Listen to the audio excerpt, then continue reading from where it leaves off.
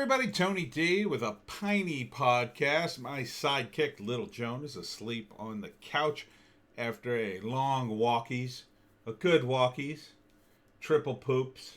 So it's all good. It's all good in my household this evening. 500 new beer virus cases in South Jersey and New Jersey in general. These are all just testing positive. 9 reported deaths on Friday. Rate of transmission dropped slightly to 1.08. Of the newly reported deaths, 4 occurred in the last 5 days, while the other 5 happened more than 2 months ago. Let me read that again. 4 occurred in the last 5 days, while the other 5 happened more than 2 months ago. So, today's death total is 0! Jesus. Talk about burying the lead. We've had days and days of 0 deaths. They're going back and trying to tie the beer virus to deaths. This is how desperate they are to promote this narrative. Why? And in fact, here's a Yahoo News story. Governor Murphy, New Jersey's biggest 2-day beer virus case total in a month. Now they got to put 2 days together to scare you. Before it was enough just to announce it. Now they got to add days together. Well, this is the biggest Thursday increase in 3.5 months. That's what we're headed towards. They're so desperate to push this. And we had a report out in LA. I believe it's the Department of Health, the person who's in charge of the Department of Health, I want to say, says they got to keep the kids out of school there until after the election. So if there's ever a more brazen statement about why they're actually trying to keep the schools closed and actually pushing this narrative. And again, I'm not saying there is no beer virus. There is. I'm saying that it's being used as a political tool to push an agenda here. And they don't care who it hurts, who it inconveniences. All that matters is the power. And Phil Murphy is a tiny cog in that machine. And that's why he has 3 houses, I believe. And that's why he's governor of New Jersey. I believe. But I believe a lot of things. So, here's another story. New Jersey beer virus recovery. Young people driving new cases. MVC chops away at backlog. Young people push cases. Okay, first off, young people have an over 99% survival rate with the beer virus. The transmission seems to be overwhelmingly asymptomatic or low symptomatic. Okay? And if they are infecting people with comorbidities and who are very elderly, what should you do then? Should you keep the people who are spreading the disease cooped up, who are immune to it? Or could you perhaps take the people with comorbidities and who are elderly, who aren't very mobile to begin with, and keep them separated from the population? I think you might want to keep them separated because they're older and everybody under 50 needs to work and drive the economy so those older people can have a place to live. This isn't rocket science. Old people, they're not necessarily going out every day. In fact, some of them, because they're older, if they have comorbidities, they're not as mobile. Why are you trying to keep healthy people inside? Why? Makes no sense. Just like the gyms, which are now open, apparently. In other news, South Jersey Women's Giving Group Collective Giving Group announces fall membership drive and virtual only information sessions. So there's that. South Jersey Women's Collective Giving Group. I don't know what that is. I guess the grants support the growth of organizations that are addressing various needs throughout our community. Could there be a more vague headline? The fund to promote things that are good and positive in your general area. Continuing, South Jersey things that aren't there anymore. We're going to go through this list. Some things that we may be missing. Mr. Peanut, of course, passed away. It's very sad. There used to be a Mr. Peanut store in Atlantic City. It closed in 1978. The Island Diner in Brigantine, which was a pretty iconic spot in the area, that was torn down in 2010 for CVS, which not quite as iconic. Woolworths in Millville, a classic thing, was opened. The first one was opened in Utica, New York back in 1878. It was the largest department store chain in the world by 1979. Most Woolworths stores closed by the 1990s. There is still one in Collingswood, although it's not open as a Woolworths. It's a restaurant. I'm not sure if it's still a sushi restaurant or something else, but you can still see Woolworths across the top of the store. And it still has like the old-timey floor. Carson's Triangle Restaurant in Atlantic City. Yeah, a lot of stuff is gone from Atlantic City. Circa 1950s. Had French fried shrimp and French fried lobster tails. Yummy. The restaurant burned to the ground in 1976. I guess all that frying was a little dangerous. And it was the 70s. Pleasantville High School. Why is this on the list? High schools close all the time.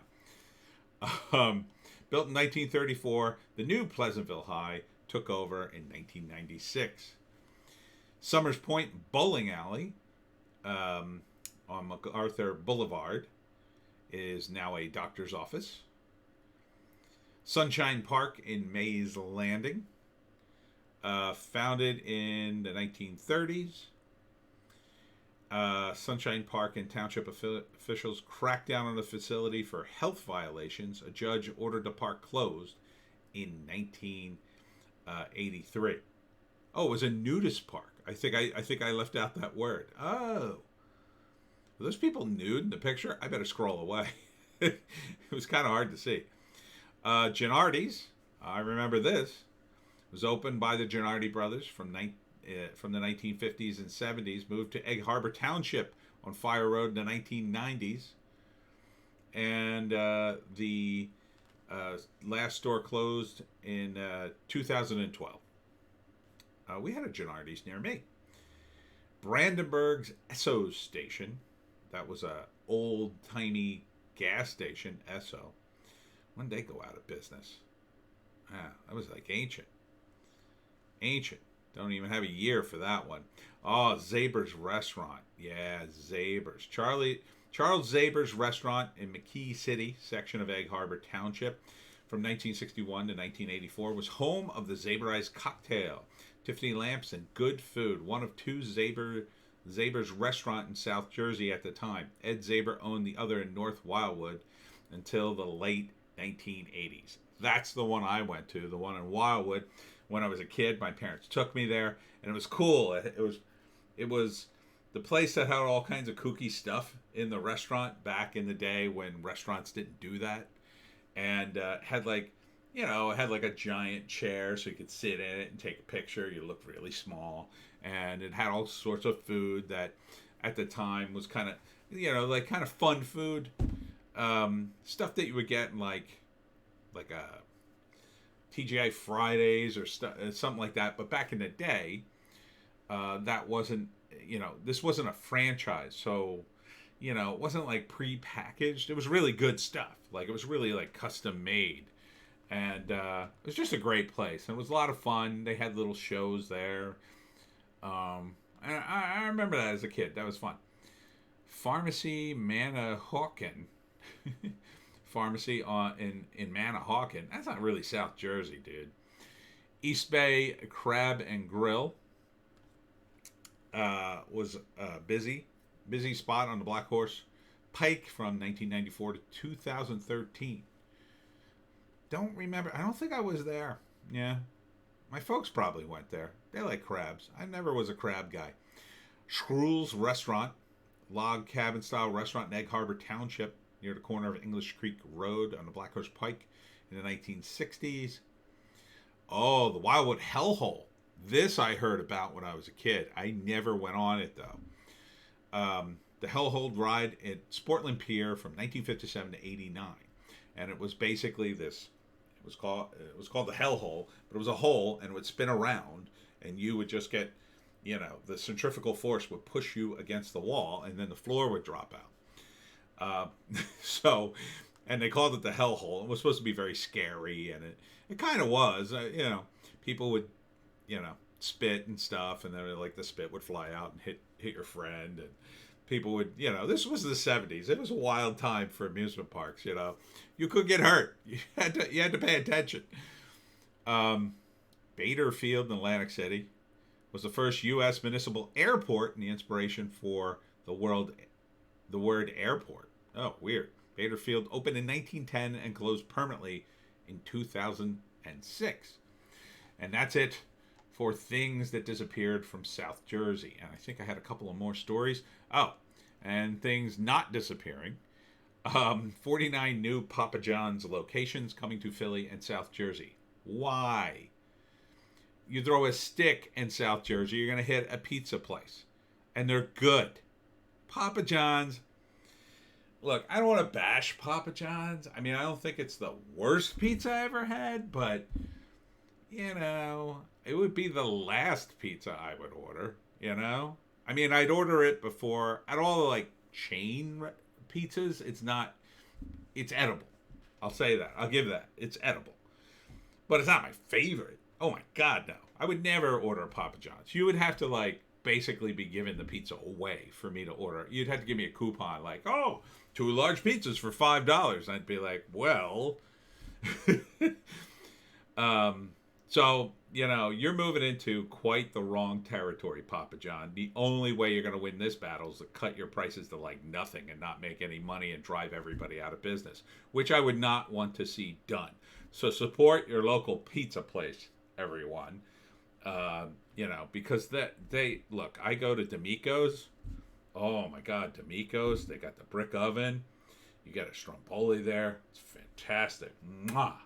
It's delicious. Papa John's, they're not going to make a stromboli like that. Not in a million years, in my view. And finally this story, which sort of makes me happy. South Jersey now. Many refusing to cooperate with contact tracers, Governor Murphy says. Well, duh, I told you. Almost 3/5 of people who responded to New Jersey's beer virus contact tracers are refusing to cooperate, Democratic Governor Phil Murphy said Friday. Duh. Murphy called on people to cooperate with the state's roughly 1,800 now contact tracers, which we're all paying for. They're a total waste of money, whose ranks we built up with the aim of smothering any new outbreaks. How's that going, dummy? He suggested people are worried that the tracers might pass information along to law enforcement, particularly for those associated with underage drinking parties, but he sought to allay those concerns. It's not a witch hunt, he said. Oh, well. Oh, it's not a witch hunt? Oh, please. Who are you trying to kid? We all know that the state is a backward institution, and I'll tell you right now, I don't think they can keep the information safe. And I wouldn't give them information. No, I just wouldn't answer the phone. According to the article, overall, and this is Press of Atlantic City, overall, 82% of people getting initial calls from the tracers answer them.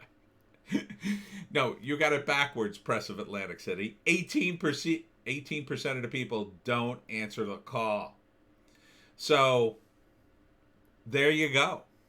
You're talking about a disease, well, virus, with 2-week incubation period where you have no symptoms, and 18% of the people who may have been in contact won't even answer the phone. The contact tracers are useless. They're useless.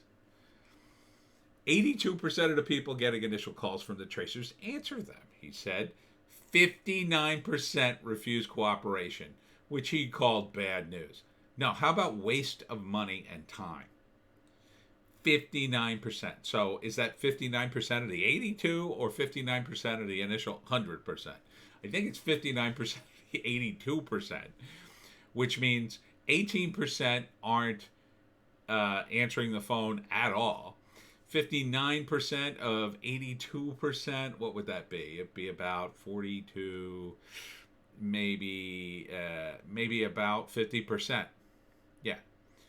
So you got basically 68% of the people flat out either won't answer the phone or won't cooperate. That's a lot of people. That's useless.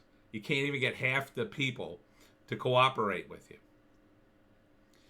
Despite that, and here he is pushing it because it's his program and he doesn't want to look bad.